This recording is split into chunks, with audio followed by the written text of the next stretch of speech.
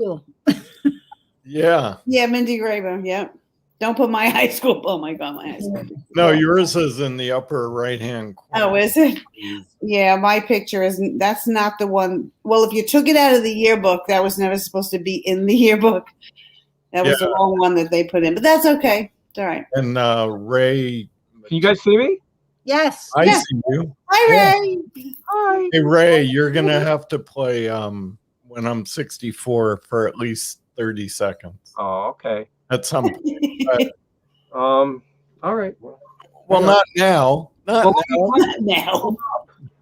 Glenn, just so you know, if anybody's trying to get on a Mac, it doesn't support. This doesn't support Safari, and Safari doesn't support this. Yeah, I'm on a Mac, but I'm on Google. Yeah, I'm on Chrome. I'm on Chrome, but Safari doesn't work. No, I know that. Yeah. I said it had to be Chrome. No, okay. Actually, I sent you all something that said Chrome. I didn't think that in the green room we would be able to talk. So this is new for me. So anyhow, I can let's see, I could change the pictures in the background. Oh, I like that. That's Mindy Graber's business picture. Oh, okay. Cool. That's my red lady from CM Reap. And this is a nice house in somewhere. So anyway, there.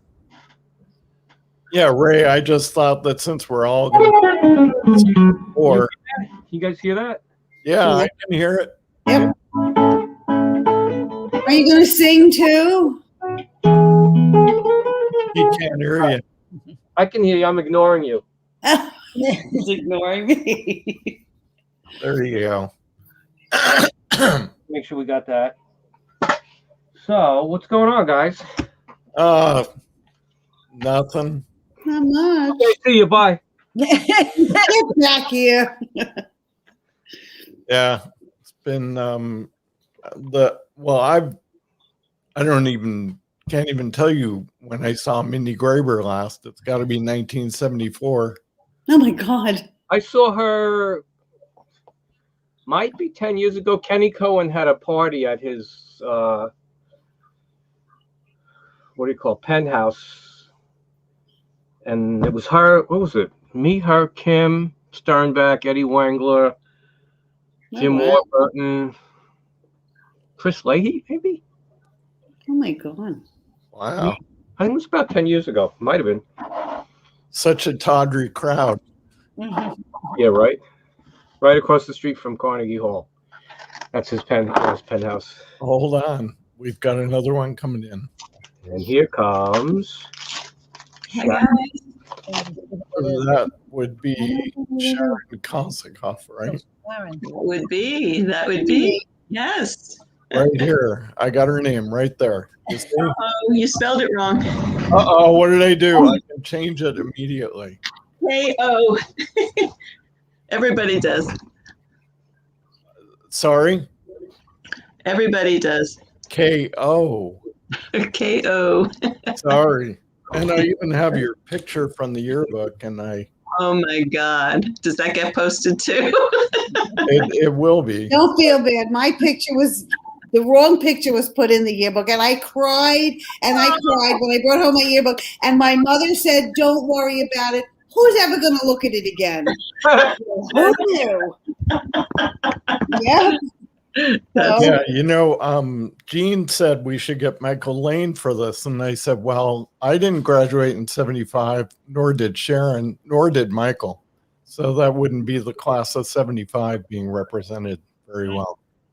We're still the class of 75. We grew up, everybody. Yeah. Mine would be 3 hours earlier, though. Yeah. But you knew you were going to graduate. I graduated in August, so I didn't get my picture in the 74 yearbook, so they put in 75. Oh, so you're a 74 guy, Glenn? Me, yeah, of course. I left the day Nixon left, I think, the same day. That day, it was July. we were at Michael Burns' house. It was me, Michael Burns, maybe Mickey Picola, and a couple other guys, and we were smoking pot, watching Nixon resign, laughing our asses off. I wouldn't watch. Yeah. Well, oh, wait. I got another person. Yay. Bruce. Hello. Hi. How is everyone? Good. All right. I haven't seen Bruce Newberg since 1974. Mindy Graber's laptop is not connecting. She wants to know any ideas. Is she on a Mac? I don't know. Hold on. Just went off. Where is she saying that? She in Messenger. She sent a message on the group message. Oh, hold on. I'm gonna open it in Chrome. Doesn't say. I have to use Chrome. PC or Mac.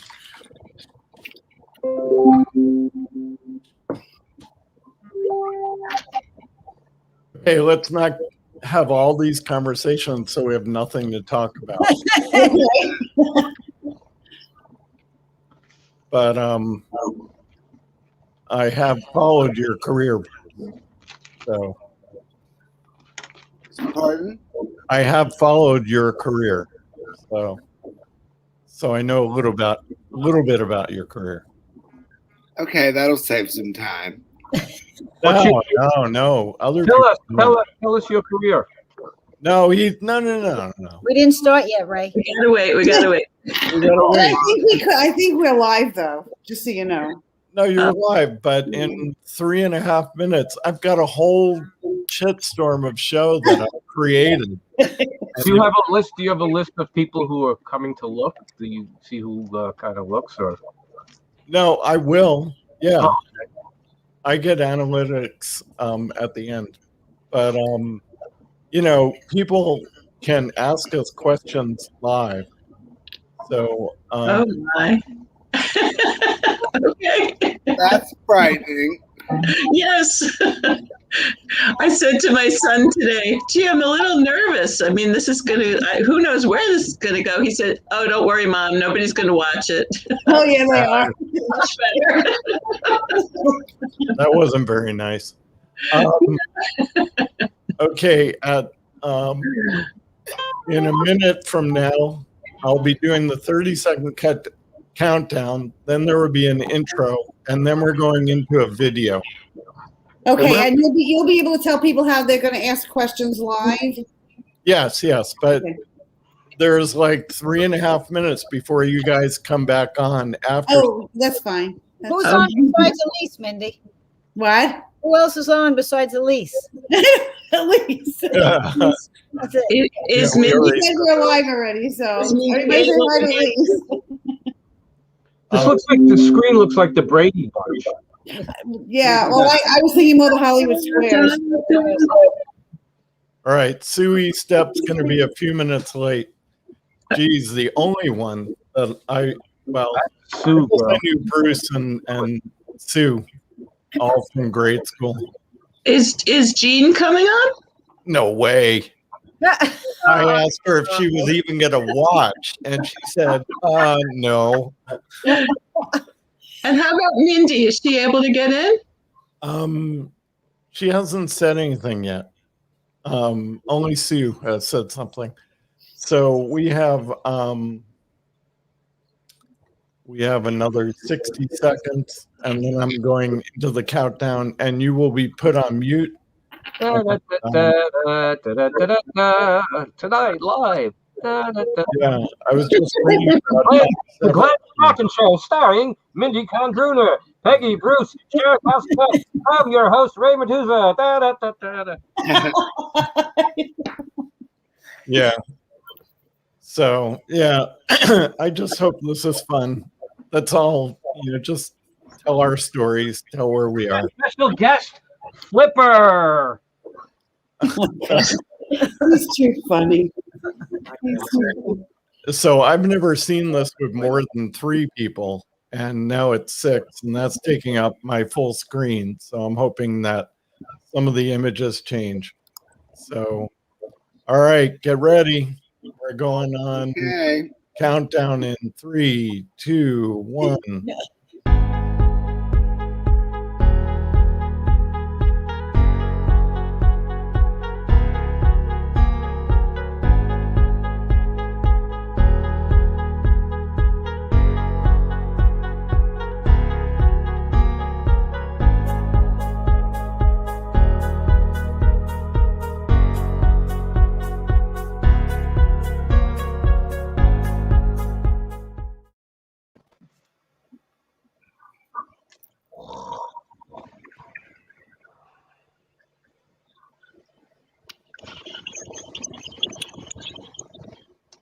I think we may have lost Glenn.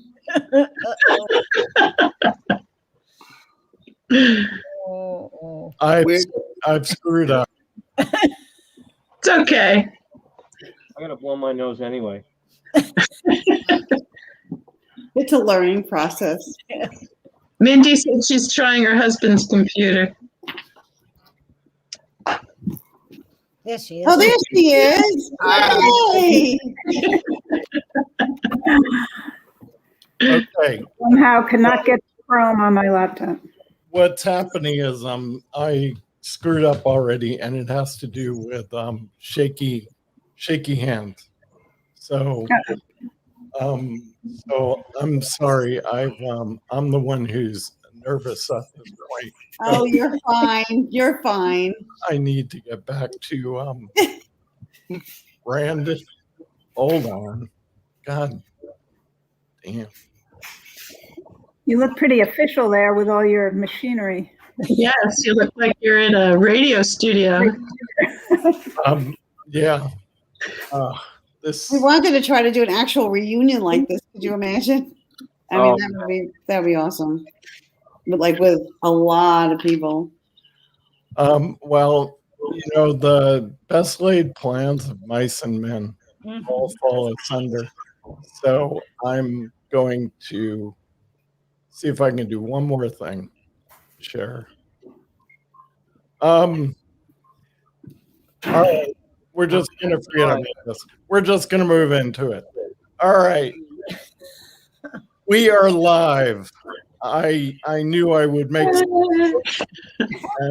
Help me, help me, help me, help me, help me, help me.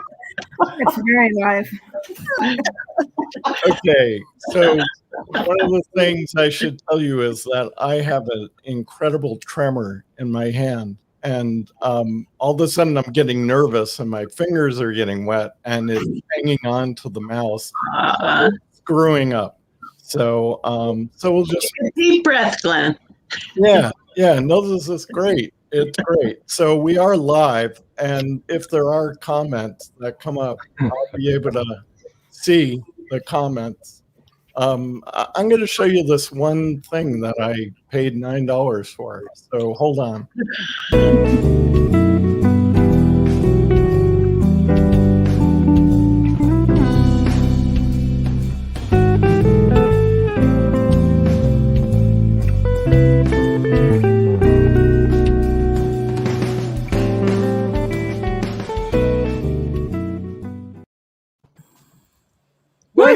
All that, right? I love that. Hey, I created that today.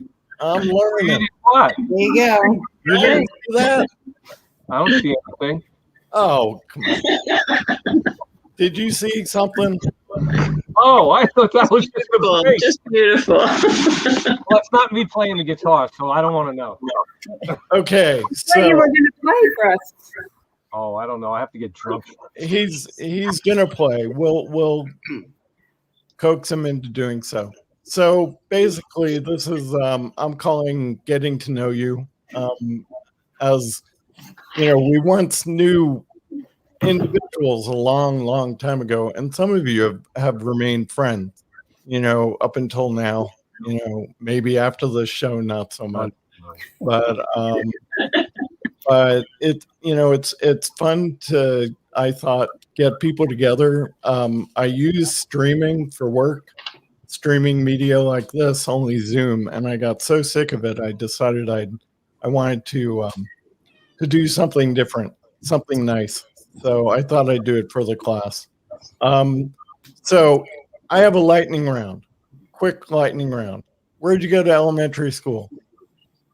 Mindy. Cool. Forest Lake. Forest Lake. Mindy. Mandalay. I went to PS 114 in the Bronx. Peggy, where'd you go? Mandalay. Ray. St. Francis, sister, St. Francis. Yay. Sharon. Forest Lake. Oh, you did. Bruce, Yeah. we went Beach together. Street. Yeah, Beach Street. Beach Street, all right, down the block for me. Yeah, yeah. So that's the lightning round. Sue Estep also went to Beach Street, and I didn't actually. I mean, I would see Bruce because he lived near Mark DaCosta, and Bruce and I were, I think, in grade school, some classes together, you know, 4th or 5th grade. I'm not even sure what it was. If you say so. Yeah, but that's too far. You know what's funny is Jean and I were talking the other day, and I had Mrs. Weaver, and she had I remember that. Mrs. Weaver in kindergarten, and Jean was in the room across the hall, and at the same time, same class time. Wait, but Jean went to St. Francis too. Yeah, not in kindergarten. Oh, yeah, okay. Yeah, so then I became friends with Sue and Ann, you know, long term. You know, those were the people I knew. But I, you know, Mindy Graber, I didn't know. And so the small world story is this. My son, he comes home and he goes, "Dad, do you know somebody named Mindy? I think her name is Graber." And I said, yeah, I knew of her. And he goes, "Well, she's friends with my girlfriend's mother, and they went to school together in Oakland, and artists. So, and that had to be That the was a crazy. smallest friggin' world story." Yeah, she was my kind of go have fun, do crazy things friend in art school in California. We went to Alaska together to work, and yeah, I saw some. I think how I first noticed there was some response on your Facebook from her. I was like, how does Cindy hook up with Glenn? How do you guys know each other? And yeah, are they still together, the kids? No, they're not. But yeah, she, you know, Julian wanted to live overseas, and she was always coming to visit him, and it just that was his life. So that's the small world. But you know, I didn't know the rest of you, and I met Mindy in just before 2000, before we did the multi-year reunion. I never even knew her name. So, you know, I knew Ray because of Ward Muller and Eddie Bickman. Mm-hmm. I knew of him. I didn't know Peggy. And I knew Sharon, you know, by name. I saw her, and I think we were in band or orchestra together, or, you know, something like that. And so, you know, it's just these cross connections to me that are amazing. And you know, what I've learned in life is that when we were in high school, it was what separated us, and now it's what brings us together, you know, in life. Oh, and Mindy Graber, I just want you to know the background picture that you're seeing is from your store, if you can see. Oh, I see the glass. Yeah. So I took it off your website. So, so anyhow, you know, the cool thing is just talking about trajectories. And I was wondering who wanted to go first, talking about trajectory. Actually, I got another question. Wait, Ray lives in Wantagh. Does anybody else go back? Came back, yeah, came back. Came back. Does anybody go back to Wantagh? Oh yeah, I do. I like every other year. Oh my God, it's horrible there. Bruce, do you ever go back? No, I haven't been back since my parents moved around 2002. Wow. Well, where does I everybody moved live? in 2002. Pardon? I moved out of New York in 2002, but I wasn't living in Wantagh at the time. No, only Wantagh counts. Yeah. Well, where does I'll go back to everybody Wantagh. live now? Where does everybody live now? Glenn, you're in Maryland. I know that. He's in Florida. Atlanta. Oh, you're in Atlanta. Okay. Eddie Graver, you're in Texas. I'm in Austin. Sharon, where are you? I'm in Brooklyn. Oh, Peggy, where are you? I'm still on the island. Oh, you can say Kings Point. Not Kings Point. I wish I lived in Kings Point. Kings Park.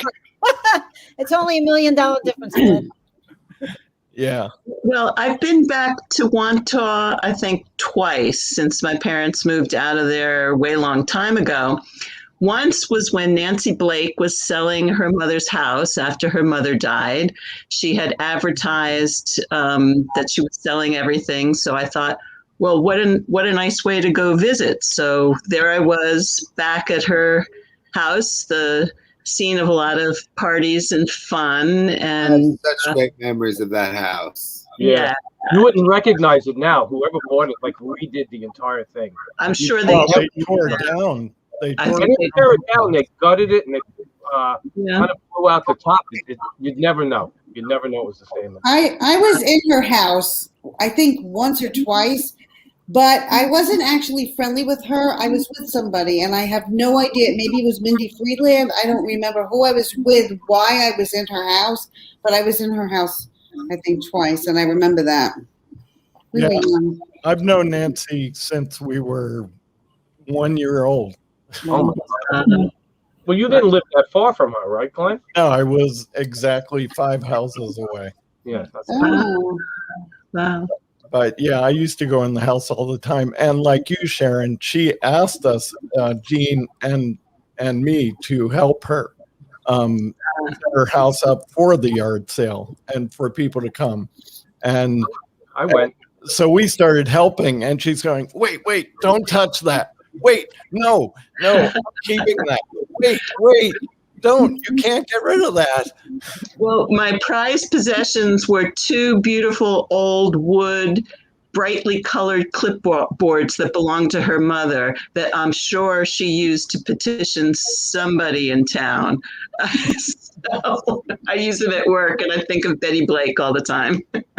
Man, she was a rabble rouser. So both of them are. I still see Nancy. Jean lives up in Austin, New York, 2 days a week. So, and she commutes from here. So she, the two of us get to see Nancy from time to time and keep on trying to get her to come down here. So I remember going to protests with Betty Blake and Nancy. Yeah. I think we worked for Lowenstein in middle school. We were like addressing envelopes for him. I did that. Yeah. Yeah. I remember I went to some protests in New York with mother and daughter Blake. In Manhattan? Uh-huh. Oh, I didn't go there. Just went to see Broadway shows with Nan. I did that with her too. Oh, we saw Company, and I forget what the other one was. I think what was funny is like right before he sold the house. Hey, hi. Hi, Susan. These posters on the wall in the bedroom. What kind of posters? Monkeys posters and like monkeys? Oh my god! Monkeys. I love that. I have a couple of. I took some tea tins, that Nancy gave me. Tea tins. I got them on my refrigerator on the top. Oh, tea. Oh, right. Tea. Drink. Hi. Hi. So Hey, where Steve, do you live? I live in Brookville, New York. Right near Hicksville. Gotcha. Yeah. So Mindy Graber, Mindy without the E, is in Austin, and Okay. and Bruce is in Atlanta. So Oh, that's a hotbed of like controversy. Crime. yeah, I'm going to be going. We're not supposed to talk politics. I'm just going to say I'll be bringing water in 2 years. Okay. I'll go with you. We'll get arrested together. Yeah, that would be all right with me. So, so let's pick on. Well, actually, Sue, I was telling them I've known you the longest. You know, Yeah. so because we were in grade school together. Well, you and Bruce, I knew. I didn't know anybody else really in this group, but that's the fun in inviting. I was just shooting out names in the list and seeing who would join. And Karen Dalton was the only one who wouldn't. Oh, Really? I'd go over her house and tell her to pull her over here. Yeah, well, She doesn't live that far from me. She only lives like 3 blocks away. 3 or 4 blocks. Yeah, John Street. Yes, we used to go to that house all the time. So, Can I tell you how Bruce and I met? oh, please. I think it was like before kindergarten. I went on this big adventure like around the block. Like, so because we're not that far from each other. So he chased me off his block. I was like, Really? I don't remember that. That's my first memory of you. Wow. Yeah. Maybe I didn't like what you were wearing. I had no clue. It was just seemed to be kind of like really out of character from then on, but just the things that the kids do to each other, don't even realize what they're doing. How long were you mad at me about that? Probably like till high school or something. 60 years. Anyway, just a funny little side note. So, Mindy, would you have gone to Beach Street School if you had lived in for primary school? If you had lived in Wantagh? Me? Mindy E. Me, yeah, I would have gone to Beach Street, yeah, because my daughter went to Beach Street because I was still living in that house, and she went to kindergarten in Beach Street. Oh wow, where did you live in? In the Bronx. Okay. I moved to Wantagh in 1970, and I started at the end of 7th grade in junior high school. Okay. Oh, wow. So, did most of our parents come in the early 50s? Did Mine came in Barbara? the 60s. I was born in my house in Wantagh. So what street did you live on? What street? I lived on Adelphi Road. Oh, really? Jean Feller and Ann Fries and Brenda Mallon also, if anybody knew her. Oh, so you were pretty close to me, too. I never knew that. Yeah. Mm-hmm. Were you literally born in your home? Well, no, not literally. I was born in Mercy Hospital, but I was brought home from the hospital to my house. I know your mom, so I was thinking, I could see her doing something like that. She wasn't. No, actually, Jean Preller's father brought my mom to the hospital. Oh, that's funny. Yeah. Wow. Yeah. So, Mindy Graber, Yes. you always lived in Wantagh? You were born in... No, I was born in Manhattan. We lived in Brooklyn in Bensonhurst for the first year of my life. And then I had 2 older siblings, and I think they thought, we're going to move to the country. And in 58, so I was like 1, they bought the house in Wantagh. Okay. Yeah. Bruce, when did your parents move there? I was 7, so it was 1964. We'd been living in Brooklyn, and I went to kindergarten and first grade in Brooklyn, and then started at Beach Street in 2nd grade. Okay, so I must have been at least 7 when he chased me off. Yeah. Sharon, Are you sure it was me? Yes, positive. That's so funny. Where in Brooklyn did you live, Bruce? Do you know? It was Flatbush, East 93rd Street. Oh, interesting. Yeah, my family lived on the North Shore. That's where I was born. And then they moved to Wantagh in about 61. When my father got a job in Merrick, he was the principal of the Birch School in Merrick for, I think, 27 years. We used to joke about how he graduated hundreds and hundreds of kids and yet couldn't get out of elementary school himself. We used to like to tease him about that. So he had a great commute just down Sunrise Highway. I think it took him 10 minutes to get to work. So that was nice. I was on Roland Avenue and near Hannington. The Finnicaros lived next door. Cindy Haft lived I was across. going to say Cindy Haft. I remember that. She lived over there. Yep. Yeah, she was like right across the street. Johnny Adler was down the street. Kathy Crinian was on Hannington. Cheryl Stewart, Gigi Arnaud were on Hannington. Mindy, were you in Holiday Park? Yeah, Gigi Arnaud was in Holiday Park. Right. She lived whatever the name of that. God, everything's so. It's like such old chapters. I can't remember the street that was next to my street, but yeah, she and Timmons and all those kids lived across. Yeah. How about you, Ray? What? How about you? You were born in the house you were raised. You're living in now. I was too young at the time to remember, so. Yeah, I think my parents bought this house maybe 2 or 3 years before I was born. Yeah, I think they bought it in like 54, 55. Yeah. All right. How's it feel being there now? Wantagh changed a lot. It's like hell. No, actually, you know, it is funny. It really changed a lot. I mean, Glenn, you come back, right? Every so often. It's like Queens. I mean, Sunrise Highway is a nightmare. Yes, it is. 3 o'clock in the afternoon. You know, Wantagh has changed so much.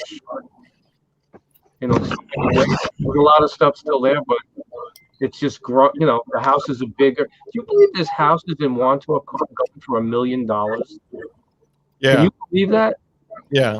It's totally insane. I know. And the taxes are out of control. So. And you go into certain areas and you don't even recognize them. They're all built up. They're built out. They're built. I mean, they're amazing what they've done to the houses. Like I said, there are some houses going for $1.3 million. What road is that? It's on Loughbury? I don't know. They built a couple of new houses on a couple of lots there. I was working I worked sometimes in real estate appraisal with a friend. So we did a house that was like $1.3 million. Like it was crazy. And it wasn't that big of a house. Yeah. How about you, Peggy? I moved in when I was 4. We came from Elmont. Elmont, yes. Queen. Nassau, Queens border. Wow. Yeah, and I lived in the South America Road. Okay. I live near Larry Friedman, Glenn Firestone, Mark Resnick, Pam. They were all in my neighborhood. So, Sue, your parents bought their home for your when? They bought the home when it had to be. Well, it was before I was born, so I think they were just maybe moving in. So it had to be 56, 55 or so. $15,000. Wow. Yeah. Yeah, my parents bought 2 homes on Temple Drive at the end of Princeton Drive North. My grandmother lived in one, and my parents lived in the other, and they paid $4,995. Oh man. Wow. 1949. My God. So It went up considerably until my parents couldn't.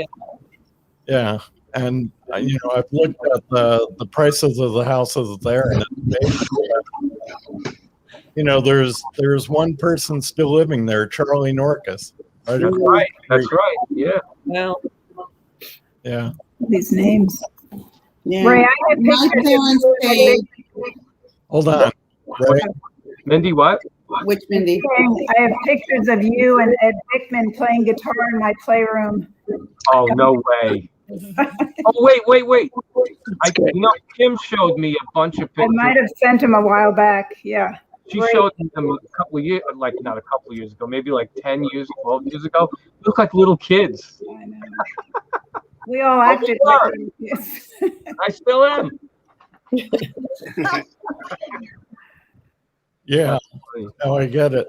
So on trajectories. So who wants to take the first question? Mindy Graber. How did you end up in Austin? And you get 2 minutes. I'll make the long and winding road quick. 3 minutes. Okay, I was upstate New York, and then I was back in Wantagh for 6 months, and then Kevin Doherty and I hitchhiked to Tucson, Arizona, Oh, and wow. then I left and went up to the Bay Area for school. Then Mindy, did you know that Kevin died? I did, yeah. Yeah, what a shame, right? Okay, then I started graduate school in San Francisco, met somebody. We ended up, he wanted to study in Georgia. We went to Georgia for a few years, which, at least where we were at the time, I will never do again. I had two of my three children there, my two daughters.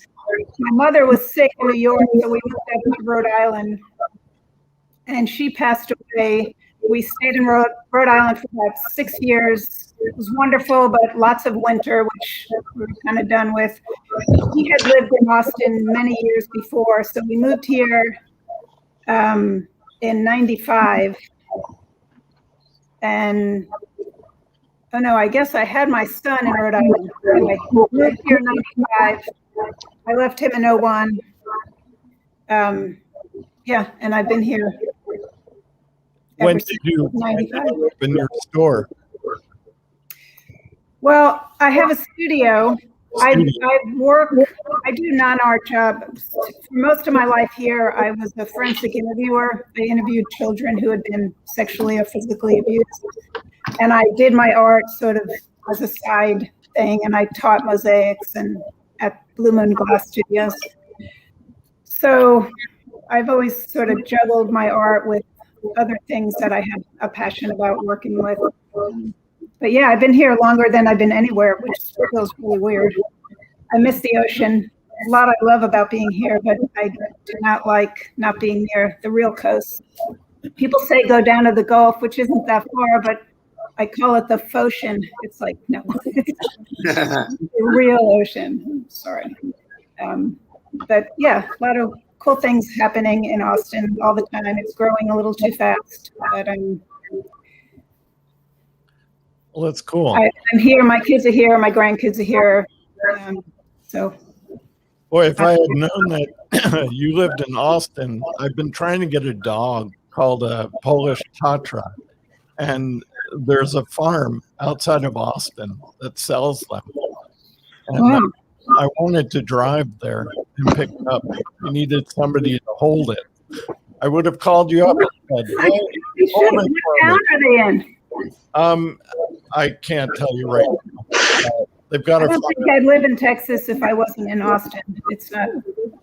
No, I mean, they go to Austin to buy food and stuff, so they must be very close. So, Bruce, tell us about your life. When I left Wantagh, I went to Tufts outside of Boston, and then I went to UCLA Film School, so I moved to LA in '79. I spent the first 10 years as a writer. I had a TV series called Down to Earth, and I went into casting around 1990 when I worked at Disney. And I worked there 4 years and then opened my own business, which I've been doing ever since. And I moved to Atlanta about 4 years ago to be with my mom after my dad passed away. And luckily, there's a lot of movies and TV shows that are being done here. I still go back to LA to work on things, but I work here as well. And I also teach an acting class online, 2 classes a week since the whole COVID started. So I know that you were always in plays, and so you really lived out your life. It became your dream, and you lived your dream. I always knew I was going to be in show business from the time I was 7 years old. Sounds like me with the guitar. Yeah, that's great. Really, I used to put on shows in my backyard and make all the neighborhood children be in them. And if they go home to do their homework or eat dinner, I called them unprofessional. that's funny. That's cool. Mark DaCosta was in a lot of those shows. Yeah, I can imagine. Mark and his sister Laura. Oh, Yeah. I spent time with Mark in DC before he passed away. that's wonderful. Yeah, and then I had done, I guess, the first time that Mindy Kahn did the virtual memorial. Mark's mom connected with me, and Phyllis? yeah, but she's deceased now, right? Yes, the only one left is Lauren. Yeah. So I shouldn't say right. All our parents, my father would be 97. So I know that Jean just saw Sue's mom. Yeah. And is your mom still at home? Still with you? She's still with me, yeah. Yeah. So yeah, we're people of that certain age. I think, it was so hard losing my dad, and but it's become part of our life. So Yeah. people get old. Life. It's just life. So I'm going in no particular order. I'll go in the upper right-hand corner for $50. Peggy Sack. Okay, let's see. After college, I started working in environmental testing labs, where I worked my way up to lab director, and then decided to go back to school at 45, get my master's in teaching. And since 2004, I've been teaching chemistry at Freeport High School. Wow. That's the long and short of it. I drove past Freeport High School the other day with Jean and said, "Hey, that's what Peggy teaches."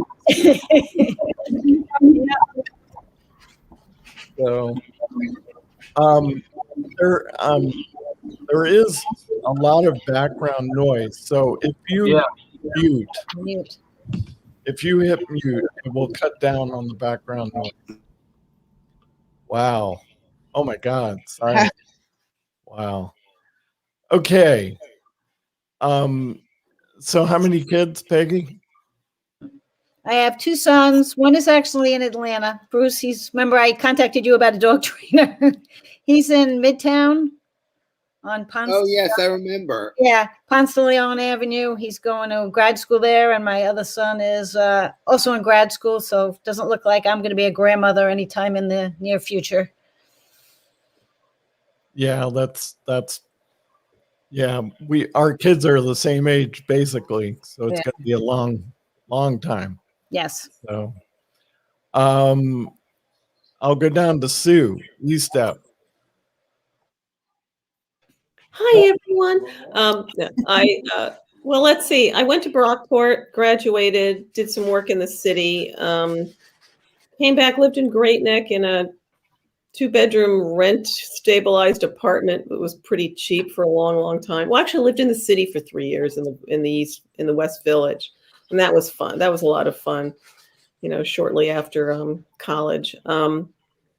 And then after Great Neck, at some point, I met my husband. He's a lot older than me. I've got 2 stepsons that are in their 40s. I've got 6 grandkids ranging in age now from 10 down to like 7. It was like competitive reproduction for a while.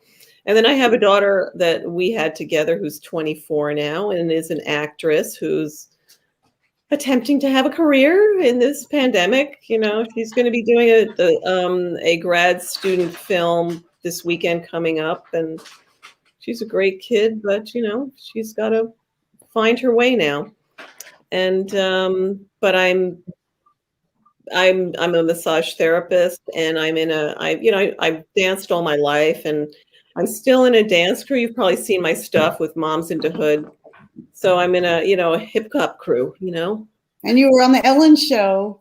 Yeah, well, we were actually in the audience for the Ellen show. We didn't actually we were supposed to get on, but one of the planes they chartered, there were all sorts of problems with it. So they shopped and they had, selfies with Ellen. So they didn't really have time to do our thing. But anyway, it's fun. I mean, we were on a game show called Hole in the Wall, and we've been on, a bunch of news programs, and we've been together like 20 years. And it's like, it's like this pandemic. Are we going to be doing anything anymore? But we got into the studio today for the first time, and oh my God, I can still move. Like, I was like, I feel like my whole body is frozen and my brain is like, I don't have one anymore, but I actually found out that my body's working pretty good.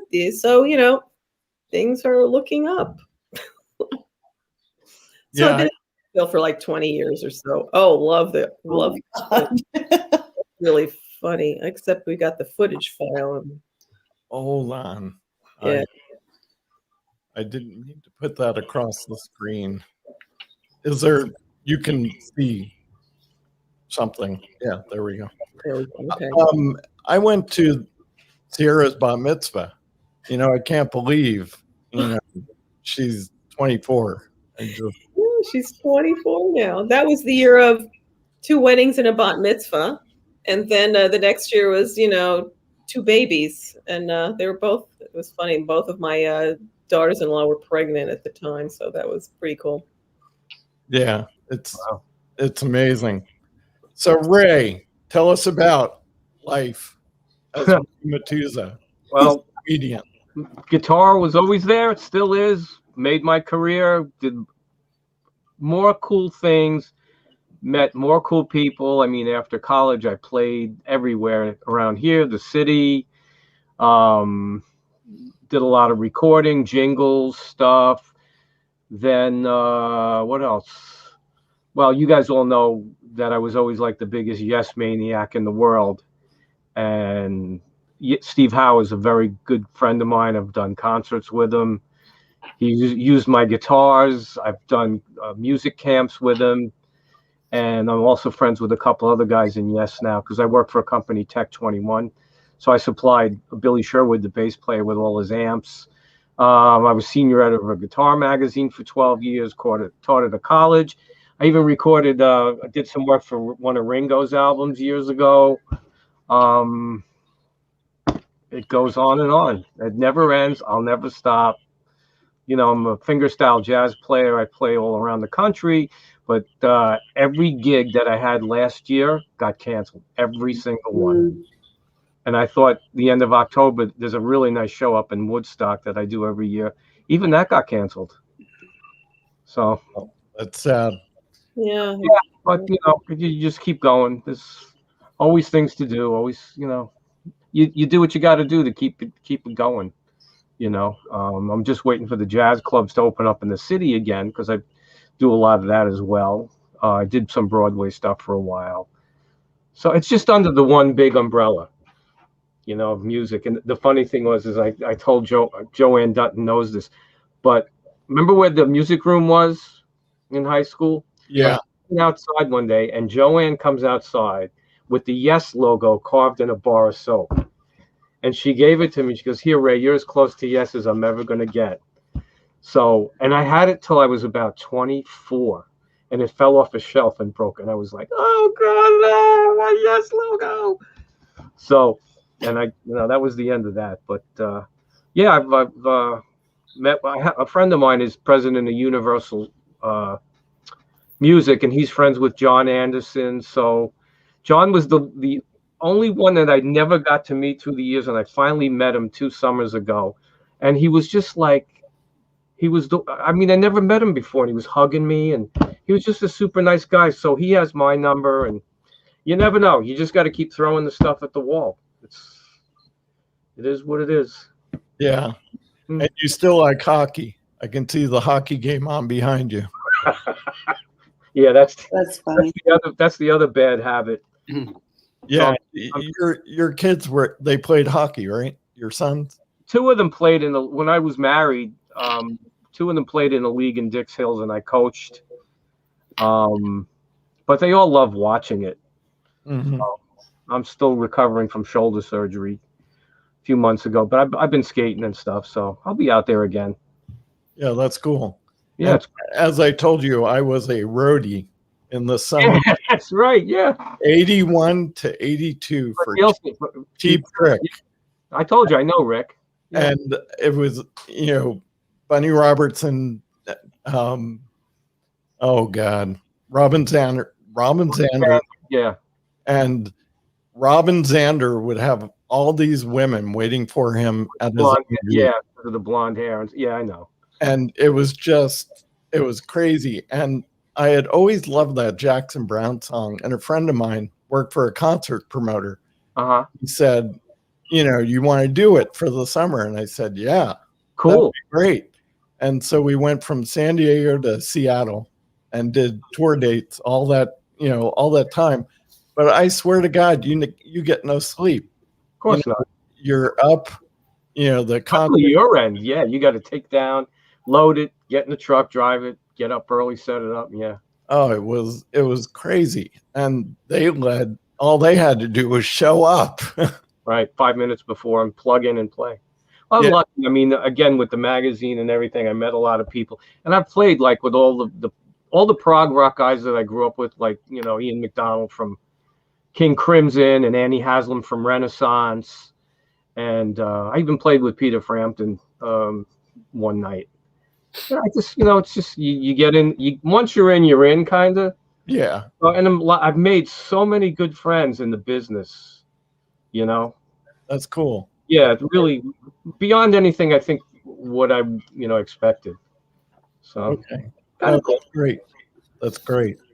So in the middle square, who was always in the middle square? Paul Lynde? Yeah. Paul Lynde. Yeah. Okay. It's Sharon Kosakoff. It's me. Hey, Glenn, thank you for doing this. It's much more fun than I thought it was going to be. And it's nice to see you all. Let's see. High school, I got out of there early, went to Binghamton. Nancy Roper was my roommate when I was a freshman, and she was a sophomore. We had a great time. We're still friends today. She's down in Charlotte with her husband and her kids, couple of her kids and her grandkids. So it's always nice going down there. And then I ended up in Pittsburgh, where I had family, and I was a music major and played professionally for a couple of years, and then thought, this is a really dumb way to make a living. Sorry, Ray. You're out at night, you're busy on weekends, you're in a practice room, you're playing your scales, you're doing all your stuff. It's very isolating. So what did I do? I went to social work school at NYU, and that's how I got back to New York. And then my sister had a place on, I don't know if you knew my sister Wendy, but she's in Bergen County now. So she had a place on Pineapple Street in Brooklyn Heights, and it was rent stabilized. It was, it must have been like $400 a month or something wonderful like that. And so that's how I ended up in Brooklyn, and I've been here ever since. And I've always worked with teenagers, and I just love it. As long as they're not my own, they're great.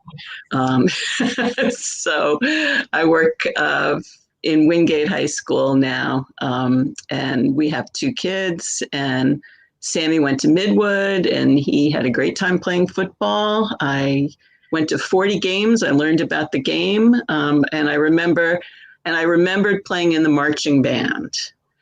And so I started a band over at Midwood that they didn't have, because I thought, how can you have a football game without like cheerleaders and a marching band? And so that was fun.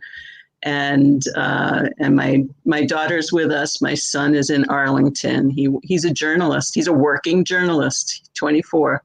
It's quite amazing. And so yeah, that's how we ended up in Brooklyn. And I can't imagine being anywhere else. When I was thinking about today, I was thinking I have such wonderful memories of growing up and going to Forest Lake and playing in the band and running around outside and all that stuff. But I just felt, all my grandparents were immigrants and they all lived in New York City, and Wantagh was great, but it just seemed sort of disconnected from reality. And so, now I live in the land of immigrants. so that's kind of interesting. Anyway, that's my story. Sharon, did you play the piano Rhapsody in Blue when we played that song? I wish I could play Rhapsody in Blue on the piano. I know how to play the piano, but I was a flute player. No, well, was it your sister? What did your sister play? Wendy played violin extremely well. Yeah. Right. She actually. There was somebody who played the piano for Rhapsody in Blue. I wish I could play Rhapsody in Blue, but I could never go near that. Yeah, actually, Wendy. She is the concertmaster in the Bergen County Orchestra. So she kept playing on the side. Oh, that's great. Yeah. So that's a great story. We did have one person, Meredith Melville, is online, and she explained that she. I just put this up a second ago. She went to UT, so. There you can see it. She was talking to Mindy. So Mindy with an E at the end, who said, "How come I'm not included in your mailing list, Glenn?" You're on mute. So everybody else go mute, and she can go ahead. So we moved to Florida in 2002. I lived in North Babylon for 15 years before moving down here. Moving down here was the best thing that I ever did because I love living in Florida. But I do try to get back up to Wantagh like every other year. The biggest thing that I love doing are the reunions. Glenn and I did the reunion in 2000. That's what started all of that. And then the memorial. I have 3 kids and I have 4 grandchildren, and they all live pretty close to me, so which is a good thing. And that's really it. I mean, when we moved down here, I worked for City Financial for many, many years until the branch that I was in, the area that I was in, closed that whole division. Now I work for Santander, and I just help people with their car loans, basically. It's a pretty, day-to-day job. But people think that I really grew up in Wantagh from elementary school because I'm so involved, and I only lived there since 7th grade. But I feel like Wantagh really is my home compared to anywhere else that I lived. It's just that kind of a town, and it keeps bringing you back and bringing you back. So that's it. And you're in love. Well, yeah, I mean, I'm with somebody. Uh-oh. Something happened. She froze. Oh. Did I freeze? No, you're fine. No, wow. She really didn't want to tell the story. No, just kidding. Yeah, she didn't want to talk about it. Maybe she needs to go out and come back in. I don't know. Yeah, she may. Yeah, maybe she did. Yeah, can somebody text? Can somebody do a message on to her and let her know? I can't do it. So Meredith Melville says, "Hi everyone." So at least we got one fan watching. Whoops. So that's good. So yeah, Mindy went out. She'll come back, and then I'll let her talk.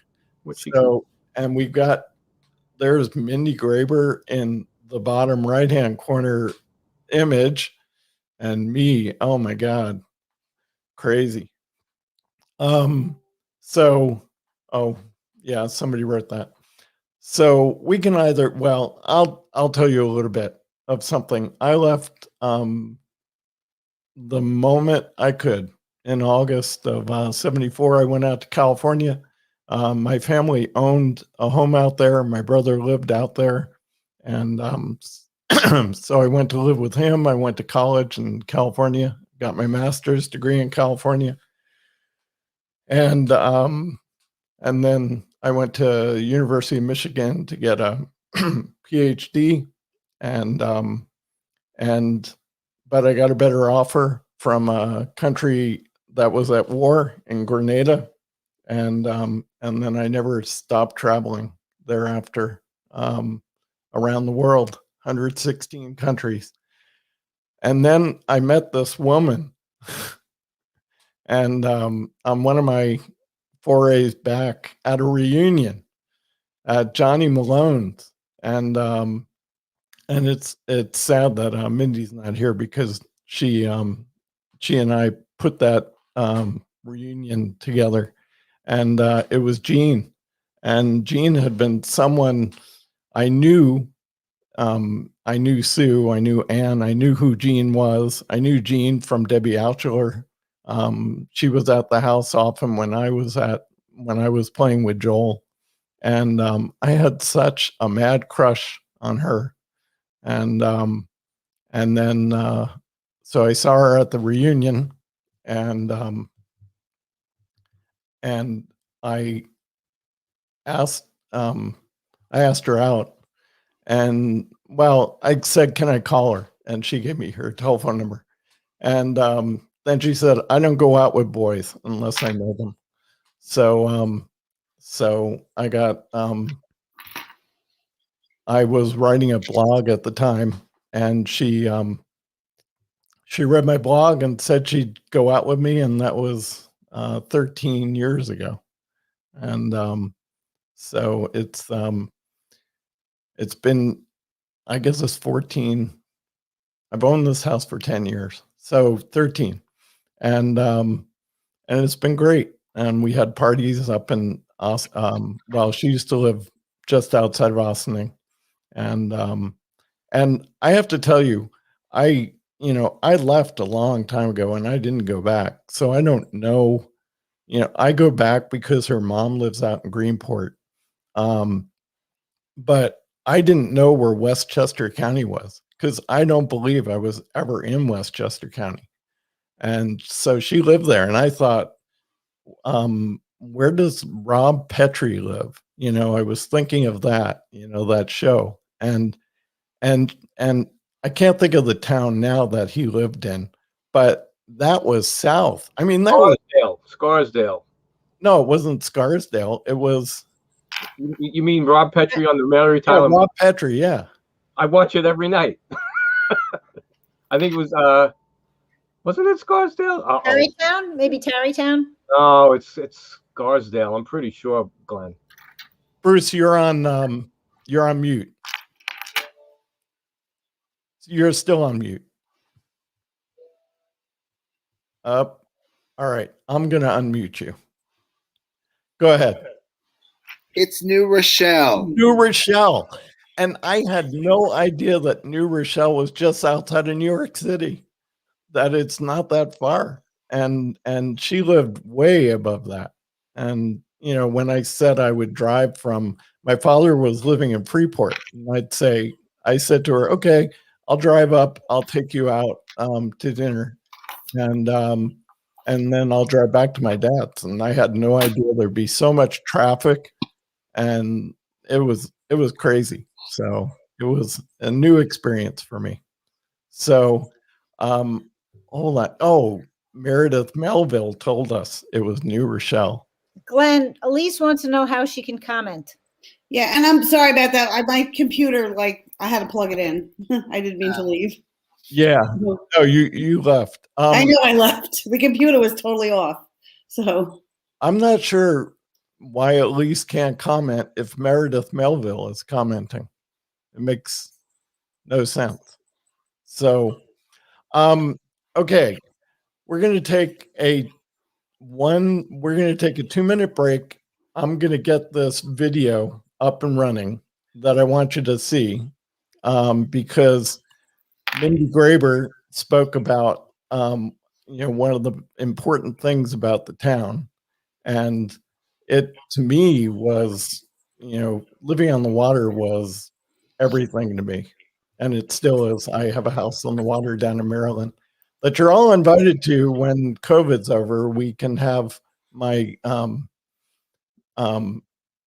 have a party every year called Worlds Collide. And I invite about 150 people who are from all parts of my life. And so anyhow, I'm going to share this video with you, and just let it run for like a minute and a half. Hold on.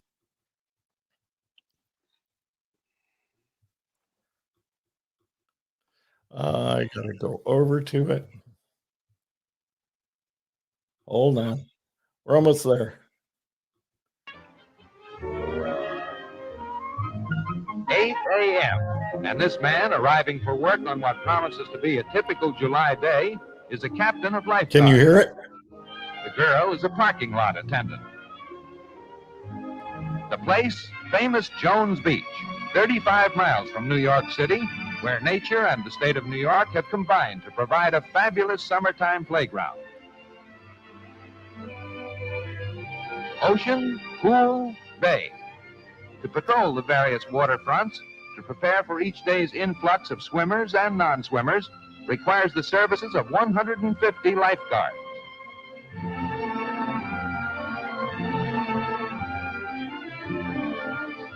Each morning, the ocean floor, the water temperature, the quality of the water in the pool, the equipment in the bay area, all must be checked. Life-saving equipment set up and checked. Diving boards, check those. The watchword here, safety.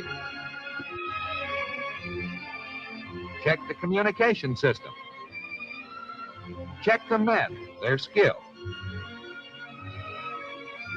And check the boats. Nothing left to chance. So that's quite an amazing film. So to me, that's what made Wantagh special, was the water. And my grandfather had a home in Freeport on the water. And so I was always able to live the water. And Gene worked in the restaurants, forever. Did any of you work in the restaurant at Jones Beach? Sharon, Ray. Cool. So, okay. So here's my next question. What lesson did you take away from Wantagh of the time that you lived there that affects you now, that has guided you or not guided you? What one thing do you take away that stands foremost in your mind? So who wants to go first, and then it gives the other people time to think about that? Ray's going to go. So, okay. You know what, Glenn? You hit it right on the head. It's the ocean. I lived in Huntington for like 20 years, and you have the bays up there, but there's just nothing like the ocean. I mean, to this day, once it gets warm out, I ride my bike to the beach like every other day, and I'll just go and I'll just sit. What was it? Last week I drove down. I didn't ride my bike. I just laid in the sand. There's just something about the ocean that I don't think I could ever be away from it. So all the places you go, you find your solitude, but when you get to that ocean, it's like solitude times 100. Cool. I totally appreciate that. Sue, what do you think? Sue Estep. Well, I think, I didn't appreciate Wantagh till I left it. It was a really nice place to grow up. I'm still close with Anne Fries and Jean Preller, Debbie Roberts too. So I've got some really good friends that I made in Wantagh, and we had a really idyllic, growing up. When you think about it, we rode our bikes. We really had very few restrictions. That nothing like it is now. You could ride everywhere, walk everywhere. You know, hang out at the log if you were so inclined. Go to a bar underage. But because we also grew up in an age where we could go to bars at 18.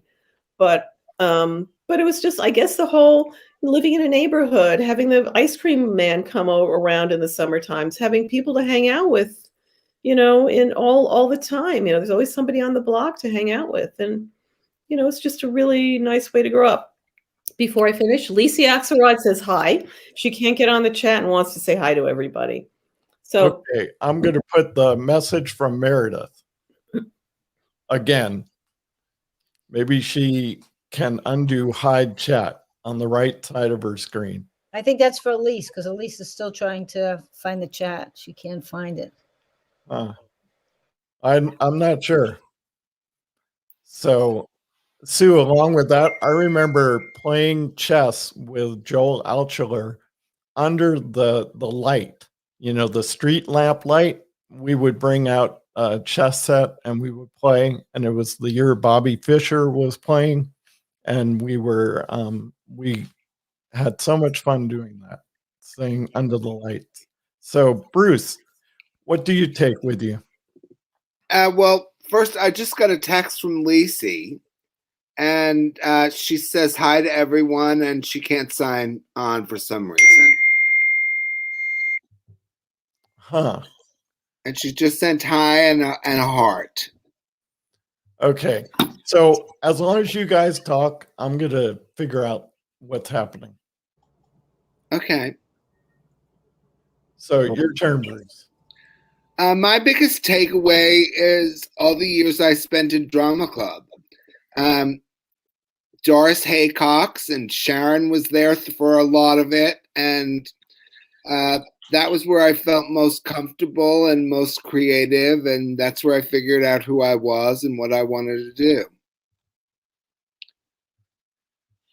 That's great. That was a lot of fun in junior high school too. I mean, Goodman Charlie Brown and Music Man, and I still remember you as Laura in The Glass Menagerie. Yeah. I was the assistant director. And Russell did lights. Russell always did lights. I can still picture him in that little alcove he sat in.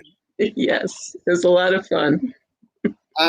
There were, it was a whole world. It was great parties. It was great shows and a lot of friendships. And some of them continue. I'm still really good friends with Lisi. Yeah, I saw her a couple of years ago. We met on the Upper West Side for dinner. I see her every time I come to New York. Nice. Me and her sometimes play together, Bruce. Sorry? Me and her sometimes play together. Oh, you do? Oh, yeah.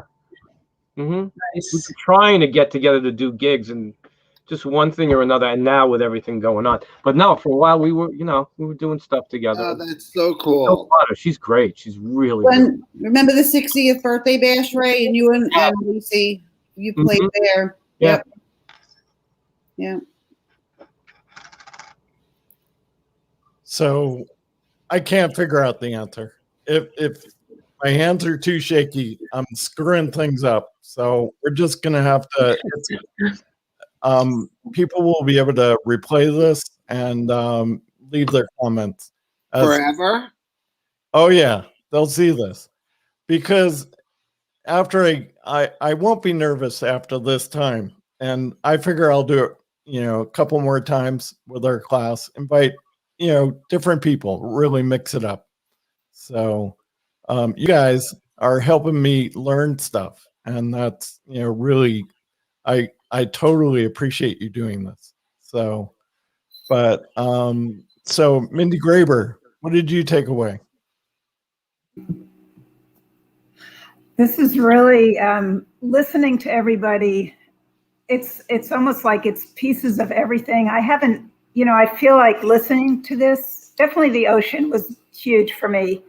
I feel like there was so much that and I know this, somebody mentioned this, like I didn't totally get while I was in it, but after leaving it and as time has gone on and raising my kids and just really getting the beauty of what we had and the kind of freedom of no cell phones and going out and being with our friends and bike riding to the beach and playing outside at night and just the friendships. And I have some regrets because I kind of left and took off and went here and there. And I love the things I've done, but I feel like there were a lot of disconnects for me in taking off.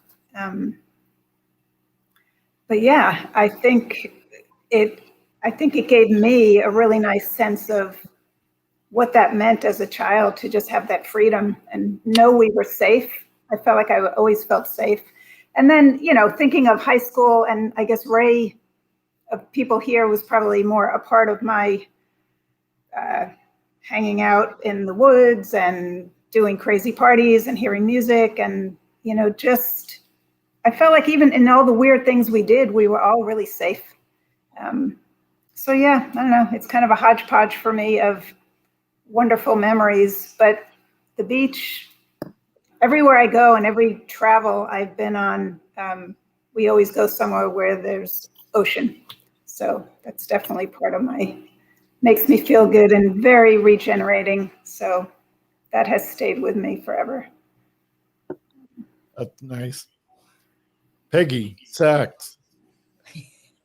Besides what everybody else said, I think also Wantagh set me on my career path because it was always the teachers who inspired me, who were my science teachers, and both of my careers had to do with science. So besides the beach and besides friends and a lot of memories, it also helped me establish myself as a scientist and working in the science field for over 40 years. That's nice. Mindy.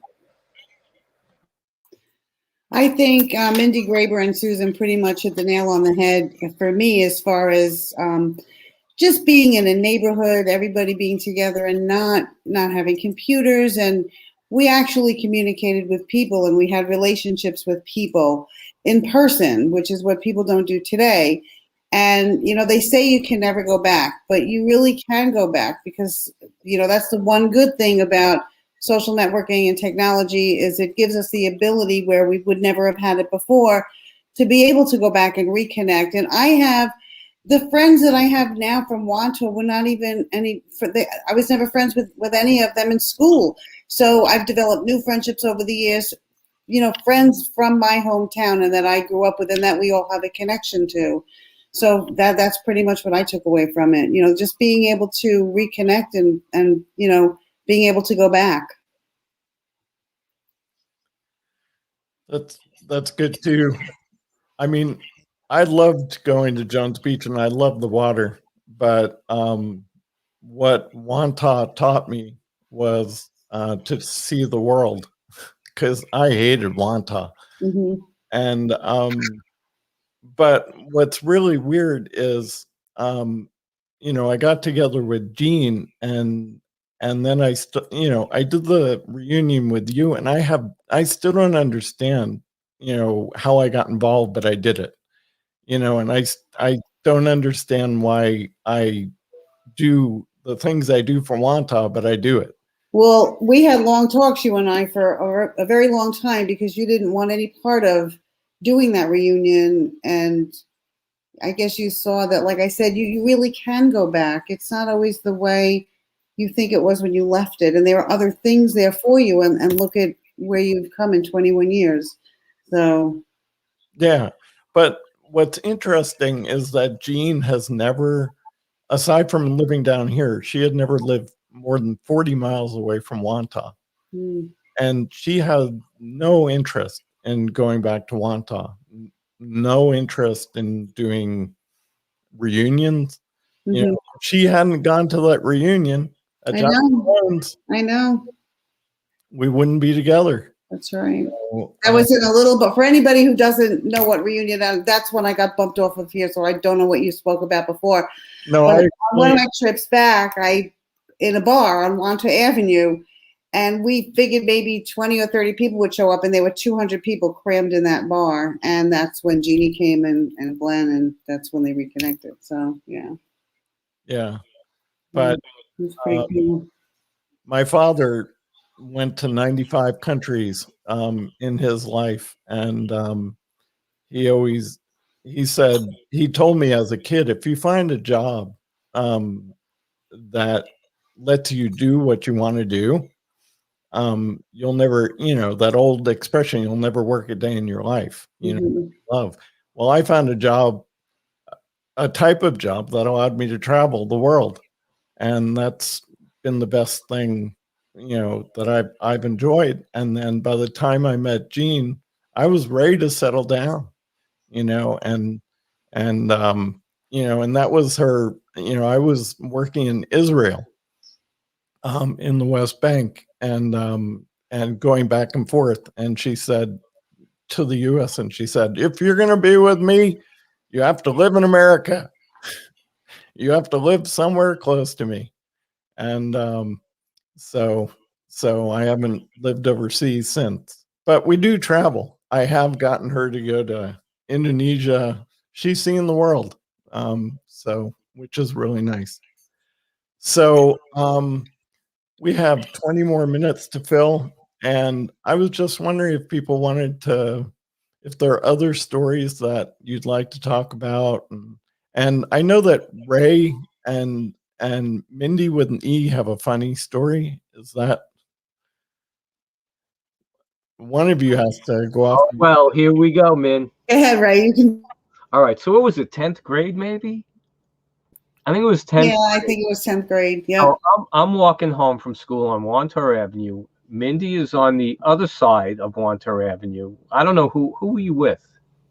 I was with a couple of girls from Seaford that I Okay. was hanging around with at the time. So anyway, Mindy sees me and comes running over, and with all these girls, and I'm like, wow, girls, wow, this is pretty cool. And she's like, just talk to me, just talk to me. And then a cop car pulls up. And I'm just like, what's going on, And I don't, what was it for? What did you do? Because somebody called the police because I was standing in the middle of Wantagh Avenue and Island Road. Okay. Literally directing traffic. I was having the car stop. Somebody called the police. It was a joke. We were just playing it, and the cars were stopping because I was right in the middle of Wantagh Avenue. Yeah, we thought it was funny. All I remember was the cop came over, and I just said, you were there, and you were the only one I knew. So I said, well, she's with me. I do remember that for some reason. And He was walking down, and I recognized him. And we weren't friendly in school, but I recognized him. He had long hair. And you know what? I didn't even get a kiss out of it, damn it. I'm still waiting for you to sing to me. Oh, that's right. Yeah. Okay. Cool. We have another visitor to the site, so I put her note. So, Elise, is that Elise? Yes. Turn, yeah. Okay, so she got on there. Good. Finally, she said. Aww. Finally. So, I've asked Ray to do something. So if he would do it for 30 seconds, I'd appreciate it, because we're all in our 64th year. You realize that. And when and Jean's father used to sing to her, when I'm 64, will you still want me? Will you still feed me? All right. I cannot believe that. By the way, I just became this is a Mirabella. I just became an endorser of these really great guitars. He's an unbelievable builder. And he's the guy I go around the country playing with at shows. So he just gifted this to me. I don't know if you can see it. Yeah, no, we see it. We see it. So I just got it like a week and a half ago.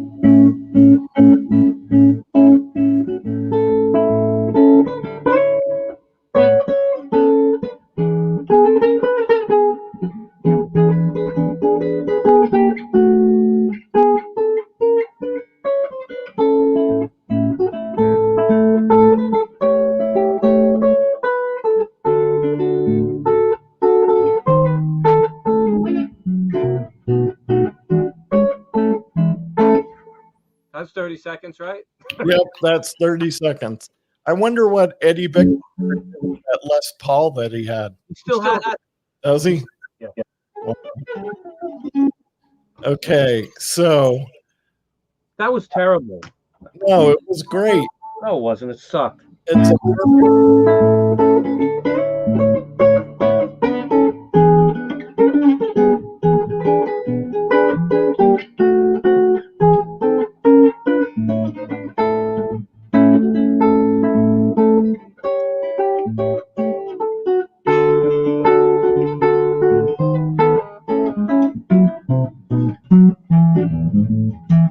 That's a little better. Okay, that's great. I so appreciate you doing that, and I can't believe we're all going to be I've never played that before. really. Yeah. I was just. Wow. I can't believe that the April babies are coming up. So we're the best of the troop. Well, my kids, it starts in it's May, June, July, and August. Because I have really? 4 sons. So. Yeah, well, we were summer vacation. What do I want to say? When people got together. So, anyhow, I truly appreciate that you agreed to do this. If anybody has a word they'd like to say before we close down, this will remain on the 2 sites, the Facebook site, and for people to watch. Hopefully, volume 2 will be better than volume 1. The guy running it. So, I'm so impressed and happy that you're all part of this, and that we somehow met again at this point in our life. So This is very special. It really, really is. I Really think is. so too, Glenn. Thank you so much for arranging this. Yeah. Glenn deserves a round of applause. yeah. Yeah, these are the times that I always think, I wish I had time to like sit and really re-know everybody, because when we're young, we're just cruising through, and That's right. with all these people I feel like I've missed along the way during our youth. It really is wasted on the young. Yeah. Well, I left Wantagh and I blossomed. It was very hard for me to blossom, and I think Bruce said that too. He blossomed. He left, and we were able to blossom.